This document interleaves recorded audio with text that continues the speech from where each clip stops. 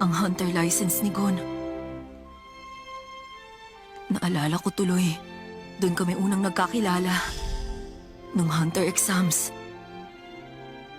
Nung una kinausap ko lang siya dahil magkaedad kami pero marami kaming pagkakapareho lalo na sa pisikal na lakas. Kahit akala ko masyado siyang mabait nung una, matapang siya at tapat. Kabaliktaran ko. Bago ko namalayan, naging kaibigan ko na siya. Isang matalik na kaibigan.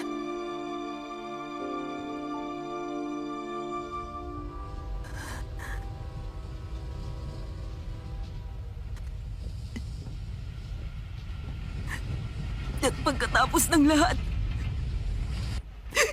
nagawa ko pa to sa kanya.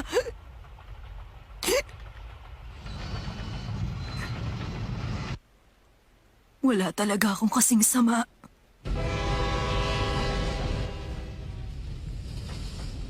Hindi ko na gustong mabuhay.